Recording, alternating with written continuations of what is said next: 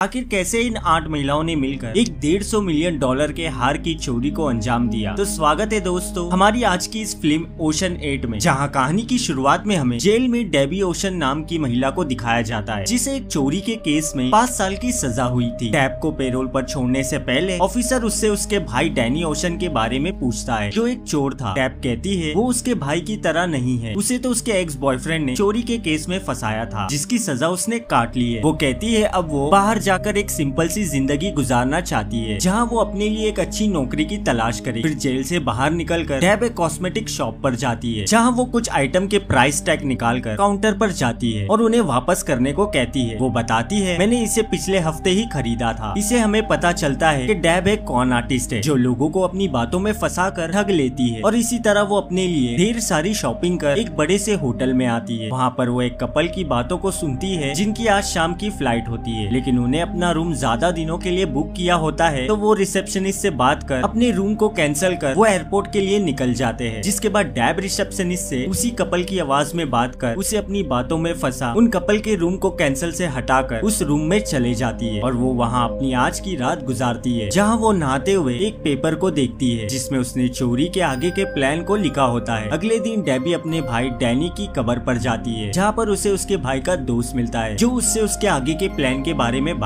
करता है। उसके बाद वो अपनी फ्रेंड लाउ, जो कि एक बार चलाती है, जिसका सपना बाइक से पूरी दुनिया घूमने का होता है, उसे मैसेज कर एक जगह पर मिलने बुलाती है। डेबी से इतने साल बाद मिल लाउ बहुत खुश होती है, और उससे थोड़ी देर बात कर वो उसे अपनी अगली बड़ी चोरी के प्लान के बारे में बताती है, जिसमें उन्हें कार्टियर नाम की ज्वेलरी कंपनी से टोसाई नाम के नेकलेस को चुराना है, जिसकी कीमत लगभग $150 मिलियन होती है, जो कि वहाँ पर बहुत ही कड़ी सिक्योरिटी में 50 फीट नीचे एक वॉल्ट में मौजूद है। उसकी पूरी बात सुनने से पहले ही लाओ उसका साथ देने के लिए मान जाती है, पर लाओ उसे कहती है उस नेकलेस को चुराना इतना आसान नहीं होगा। इस पर डेब कहती है कि वो नेकलेस अपने आप ही वहाँ से बाहर निकलेगा, लेकिन उसके लिए उन्हें एक अच्छी टीम की जरूरत पड़ेगी। जिसके बाद लाओ डेबी को अपने वर्कशॉप ले आती है। अगले दिन डेब अपने एक्स बॉयफ्रेंड क्लाउड से आर्ट गैलरी में मिलने जाती है। वहाँ पहुंचकर वो क्लाउड के गले पर नकली चाकू रखकर उसके एक बटन को तोड़कर उसे वार्न करती है, जिससे हमें पता चलता है कि क्लाउड ने ही डेबी को चोरी के इल्जाम में फंसाया था। और अब डेब और लाओ एक बड़े म्यूजियम में जाते हैं, क्योंकि वहाँ पर एक हॉलीवुड एक्ट्रेस डेफनी एक प्रेस कॉन्फ्रेंस करेगी। डेब लाहू को यहाँ उसे उसकी टीम मेंबर को दिखाने आई है। वो डेफनी ही है जिसका इस्तेमाल वो लोग उसे बिना बताए ही करेंगे, जिससे कि वो अपने आप ही उनकी टीम में आ जाएगी। कुछ देर बाद प्रेस कॉन्फ्रेंस शुरू होती है, जिसको ये दोनों भी अटेंड करते हैं। दरअसल कुछ दिनों बाद यहाँ पर इस म्यूजियम में एक कॉस्ट्यूम एग्जीबिशन मेट गाला होने वाला है, जिसमें डेफनी गेस्ट होगी। तभी एक रिपोर्टर डेफनी से पूछती है कि वो इस एग्जीबिशन में किस डिजाइनर की ड्रेस पहनेगी। इस पर डेफनी उसे बताती है कि उसने अभी तक किसी भी डिजाइनर को चूज नहीं किया है। अपने प्लान की लीड मिलने पर डेब और लाओ एक अच्छी डिजाइनर की तलाश में जुट जाते हैं। काफी रिसर्च के बाद उन्हें एक रोज नाम की अच्छी डिजाइनर के बारे में पता चलता है, जो कि अभी पैसों की तंगी और कर्जे से गुजर रही है। उस तक पहुंचकर दोनों महिला रोज को अपना प्लान बताते हैं, जिसमें रोज का काम डेफनी को एग्जीबिशन में टोसाई नेकलेस को पहनने के लिए कन्विंस करना होगा। अपनी पैसों की तंगी के चलते रोज उनकी टीम में शामिल हो जाती है। जिसके बाद डेब अमिता नाम की एक इंडियन गर्ल, जो यहाँ पर अपनी मॉम के साथ ज्वेलरी बनाने का काम करती है, वो उसे भी अपनी टीम में टोसाई नेकलेस जैसे नकली नेकलेस बनाने के लिए शामिल कर लेती है। और अब डेबी लाओ के घर पहुँचती है, तो लाओ उसे 9 बॉल नाम की एक लड़की से मिलाती है, जो कि एक हैकर है। जिसके बाद 9 बॉल म्यूजियम के कैमरास को हैक कर उन्हें अपना टैलेंट दिखाती है। ये देखने के बाद डेब उसे भी अपने टीम में शामिल कर लेती है। अगले दिन लाओ, डेब और रोज डाउरी से मिलने जाते हैं, जो कि डेफनी की कजिन होती है, जहां रोज डाउरी का हाथ पकड़ लेती है और डेब उसकी फोटो खींच लेती है, और उनके मिलने की खबर न्यूज़पेपर में प्रिंट करवा देती है। डेफनी बहुत इगोइस्टिक लड़की होती है। डाउरी की रोज के साथ न्यूज देखकर डेफनी को लगता है कि रोज उसकी डिजाइनर है, इसीलिए डेफनी रोज के साथ एक मीटिंग फिक्स करवाती है, जहाँ पर रोज डेफनी को बार बार इग्नोर कर रही होती है। इसीलिए डेफनी उसको जल्दी जल्दी में अपनी बहन से कंपटीशन के लिए उसे अपना डिजाइनर बना लेती है, क्योंकि उसे अपनी बहन से बहुत ही जलन होती है। लाओ और डेबी को अपने टीम में और 2 लोगों की जरूरत होती है, इसीलिए उन्होंने कॉन्स्टेंट नाम की लड़की को, जो कि असल में एक पॉकेट पिकर है, जो किसी का भी ध्यान भटकाकर उसका सामान चुरा लेती है, उसकी स्किल को देखकर और उससे बात कर डेब उसे भी अपनी टीम में ऐड कर लेती है। फिर वो उसके टीम की आखिरी मेंबर टैमी से मिलने जाती है, जो चोरी किए हुए आइटम्स को अच्छे दाम में बेचने का काम करती है। बाकी लेडीज की तरह टैमी भी उनकी बातों को मानते हुए हुए टीम में शामिल हो जाती है। लाओ डेबी से पूछती है कि उसने एक भी मेल टीममेट को क्यों नहीं रखा। इस पर वो बताती है कि इस काम में लड़कियों की खूबसूरती के कारण उन पर शक कम होता है। अगले दिन सभी टीम मेंबर लाओ के घर पर मिलते हैं। डेफिनी को तो अभी तक नहीं मालूम था कि वो भी इस टीम का हिस्सा है, क्योंकि डेफिनी नेकलेस को पहनेगी। लाओ के घर एक म्यूजियम का मॉडल भी रखा था। डेब उन्हें बताती है कि इस काम को पूरा करने पर सबके पास $16.5 मिलियन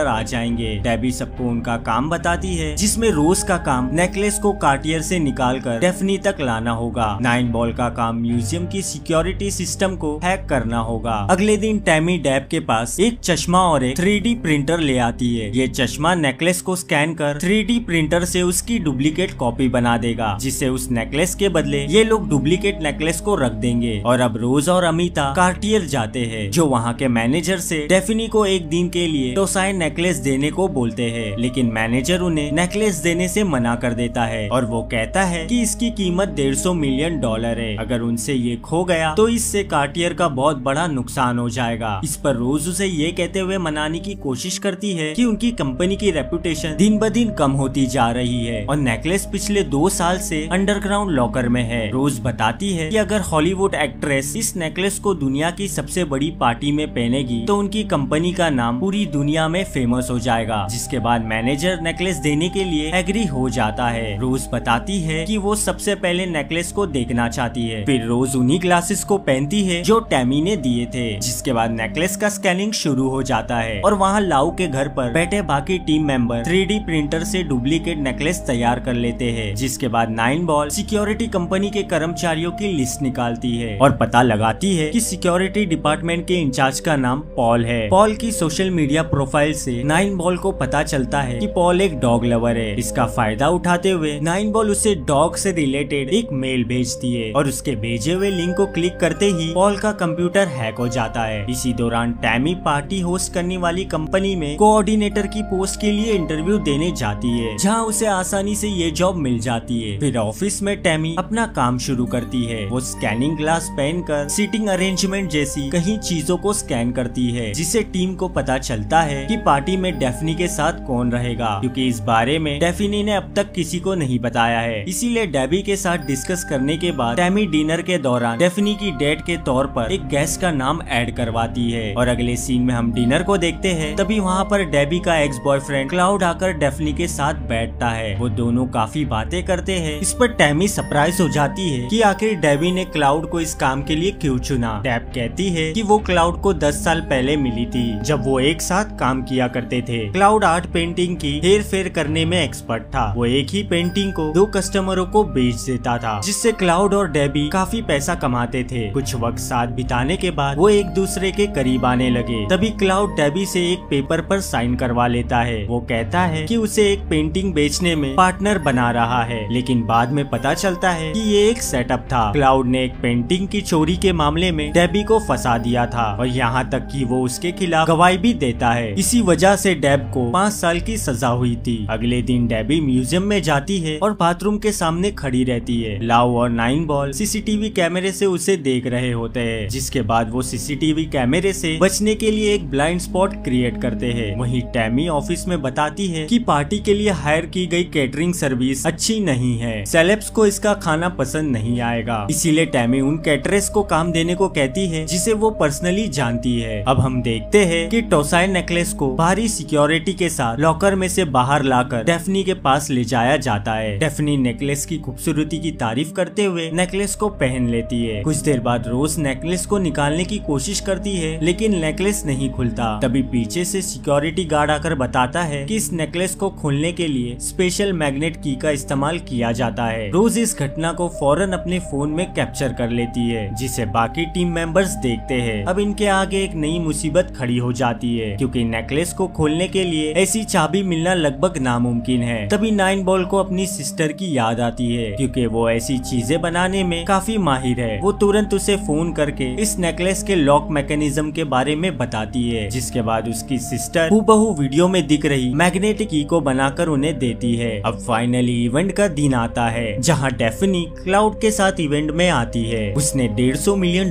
का बेशकीमती नेकलेस पहन रखा है। वहीं उसके पीछे डेबी भी आती है, जिसने टैमी की मदद से अपना गलत नाम गैस लिस्ट में ऐड करवा लिया था। इन सब के बीच नेकलेस की सुरक्षा करने के लिए सिक्योरिटी गार्ड भी मौजूद है। इस इवेंट में यूरोपियन सुंदरता और उनके कल्चर को बखूबी दिखाया गया है, जिसे देखने के बाद डेफनी, क्लाउड और रोज डिनर के लिए बैठते हैं, जहां कॉन्स्टेंस वेटर के भेस में उन्हें खाना सर्व करती है और वही लाउ किचन में कैटरिंग का काम संभालती है, जहां वो डेफनी की सूप में चुपके से कुछ मिला देती है, जिसे डेफनी खा लेती है। वो आराम से अपना डिनर कर रहे होते हैं। इसी दौरान कॉन्स्टेंस एक दरवाजे को छोड़कर बाकी सभी बाथरूम के दरवाजों को बंद कर देती है। कुछ ही देर में डेफनी को पेट दर्द शुरू होता है और वो बाथरूम की ओर भागती है। जब डेफनी वहाँ पर आती है तभी कॉन्स्टेंस उसकी मदद के लिए वहीं मौजूद होती है। मौका पाकर कॉन्स्टेंस मैग्नेट की मदद से नेकलेस निकाल लेती है। फिर टैमी वेटर को बुलाकर टेबल पर से सभी डिशेस को हटा देती है और जब वेटर बाथरूम के सामने से गुजरने वाला होता है तब डेबी उसे धक्का देकर उसे ब्लाइंड स्पॉट पर ढकेल देती है। उसी वक्त कॉन्स्टेंस बाथरूम से बाहर निकलकर नेकलेस को वेटर की ट्रे में रख देती है। वेटर प्लेट लेकर वॉश एरिया में जाता है, जहाँ पहले से ही अमिता मौजूद है। अमिता वो ट्रे ले लेती है और वेटर के जाने के बाद नेकलेस लेकर सीधे बाथरूम की ओर जाती है, जहाँ उसने नेकलेस को डिसमेंटल करने के लिए सामान रखा है। अब जब डेफनी बाथरूम से बाहर आती है तो उसके गले में नेकलेस नहीं होता। ये देखकर सिक्योरिटी गार्ड घबरा जाता है और वो तुरंत बाथरूम की ओर भागता है, जिसके बाद गार्ड सभी गेस्ट को एक जगह इकट्ठा होने के लिए कहते हैं ताकि वो सबको एक एक कर चेक कर सके। तभी एक गार्ड वॉश एरिया में आता है। ये देख 9 बॉल अमिता को अलर्ट कर देती है। अमिता को अपना काम पूरा करने के लिए थोड़े और वक्त की जरूरत होती है। जब गार्ड बाथरूम में जाने लगता है तब टैमी अपने पैर से नकली नेकलेस को निकालकर पानी में फेंक देती है और फिर उसे उठाकर सबको बताती है कि नेकलेस मिल गया है। नेकलेस के मिलते ही पॉल सभी गार्ड को वापस बुला लेता है, इसलिए बाथरूम के ओर बढ़ रहा गार्ड भी वापस आ जाता है। वही अमिता हार के छोटे छोटे टुकड़े करके कॉन्स्टेंट को दे देती है। फिर 9 बॉल भी पार्टी को ज्वाइन कर लेती है और डेफनी ने अब नकली हार पहन रखा है। इसी दौरान कॉन्स्टेंस सभी टीम मेंबर को नेकलेस के टुकड़े बांट देती है और जब क्लाउड अपनी ड्रिंक ले रहा होता है तभी डेबी उसके साथ टकरा जाती है। वो क्लाउड को सॉरी बोल वहाँ से चले जाती है, जिसके बाद हम देखते हैं कि सभी महिला नेकलेस के टुकड़े के साथ आसानी से बाहर निकल जाती है। वही डेफनी ने जो नेकलेस पहन रखा था उसे भी वापस लॉकर में रखने के लिए ले जाया जाता है, जहाँ मैनेजर नेकलेस की जांच करता है तो शुरू में मैनेजर को कुछ गड़बड़ लगती है, तो वो उसकी गहरी जांच करता है, जिससे उसे पता चलता है कि ये नकली नेकलेस है। इसीलिए वो तुरंत इंश्योरेंस इन्वेस्टिगेटर ऑफिसर जॉन को नकली नेकलेस के बारे में बताता है। अब जॉन दोनों गार्ड से पूछताछ करता है तो वो बताते हैं कि जब डेफनी बाथरूम गई तब नेकलेस कुछ वक्त के लिए उनके सामने नहीं था। जिसके बाद जॉन म्यूजियम के बाथरूम की जांच करता है, लेकिन उसे वहाँ कुछ भी नहीं मिलता। जॉन को ये अंदाजा हो जाता है कि जिसने भी ये नेकलेस को चुराया है वो बहुत ही शातिर है। अब जॉन डेफनी से पूछताछ करता है, जो उसे बताती है कि पार्टी के दौरान उसका ध्यान नेकलेस पर ही था, लेकिन जब वो बाथरूम गई तो उसका ध्यान नहीं था क्योंकि उसे बहुत ज्यादा वॉमिट हो रही थी। अगले सीन में हम देखते हैं कि महिला गैंग लाओ के घर पर सेलिब्रेट कर रही होती है और तभी वहाँ पर डेफनी की एंट्री होती है। डेफनी उन्हें बताती है कि उसे पहले ही शक हो गया था कि उस पर नजर रखी जा रही है। उसे ये भी मालूम था कि रोज ने नेकलेस का वीडियो निकाला था, मगर फिर भी वो चुप रहती है क्योंकि इस हाइस्ट के बाद वो भी इनके प्लान में शामिल होना चाहती थी। वहीं रोज को डर लगने लगता है कि हम पकड़े जाएंगे और उन्हें एहसास होता है कि उन्हें एक ऐसे इंसान की जरूरत है जो इस आरोप को अपने ऊपर ले सके और इन्वेस्टिगेशन खत्म हो जाए। तभी डेबी सभी को बताती है कि उसके पास वो इंसान मौजूद है जो कोई और नहीं बल्कि उसका एक्स बॉयफ्रेंड क्लाउड है, क्योंकि जब डेबी उसके साथ पार्टी में टकराई थी तभी उसने नेकलेस का एक टुकड़ा उसकी जैकेट के पॉकेट में डाल दिया था ताकि उसे नेकलेस की चोरी का जिम्मेदार ठहराया जा सके। कुछ दिन बाद टैमी और डेबी स्किल बुजुर्ग महिला को जमा कर लेती है जो कि प्रोफेशनल तरीके से चोरी किया करती थी। ये महिला अलग अलग ज्वेलरी स्टोर में जाकर नेकलेस से निकले हुए डायमंड को बेच देती है। जिसके बाद डेबी जॉन से मिलने जाती है, जहाँ जॉन को यकीन है कि नेकलेस डेबी ने ही चुराया है, लेकिन वो उसे साबित नहीं कर सकता क्योंकि डेबी किसी भी वक्त नेकलेस के आसपास नहीं दिखी। अब डेबी जॉन को कहती है कि अगर वो चोर को पकड़ाने में उसकी मदद करे तो उसे इनाम में नेकलेस के कीमत के 10% चाहिए। डेबी सबूत देने का भी वादा करती है। ये सुन जॉन भी इस पर राजी हो जाता है। फिर हम डेफनी को देखते हैं जो क्लाउड से मिलने जाती है, जहाँ वो उसे सीड्यूस करके उसका ध्यान भटकाती है। डेफनी क्लाउड का कोड चेक करती है जिसमें से उसे नेकलेस का टुकड़ा मिलता है। वो तुरंत उसका फोटो निकालकर डेबी को भेज देती है। अब जॉन के पास इस बात का पक्का सबूत है कि नेकलेस क्लाउड ने ही चुराया है, है। अगली सुबह क्लाउड देखता है कि पुलिस उसके दरवाजे पर आ खड़ी है और फिर उसे पूछताछ की जाती है क्योंकि वो पार्टी में पूरा टाइम डेफिनी के साथ था। साथ ही पुलिस को उसके अकाउंट में हाल ही में ट्रांसफर हुई बड़ी अमाउंट के बारे में भी पता चलता है। वहीं डेबी और उसकी टीम अपने कामयाबी का जश्न मना रहे होते हैं। डेफिनी डेबी से पूछती है कि उसने नेकलेस के सारे पैसे क्लाउड के अकाउंट पर ट्रांसफर क्यों कर दिए। क्लाउड को फंसाने की बजाय वो उसका इस्तेमाल कहीं और भी कर सकती थी। तभी लाओ बताती है अभी हर किसी के हिस्से में $16.5 मिलियन